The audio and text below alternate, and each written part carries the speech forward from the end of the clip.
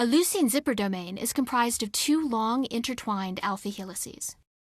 Hydrophobic side chains extend out from each helix into the space shared between them. Many of these hydrophobic side chains are leucines, giving this domain its name. A space-filling view reveals the tight packing of side chains between the leucine zipper helices. This makes the domain especially stable.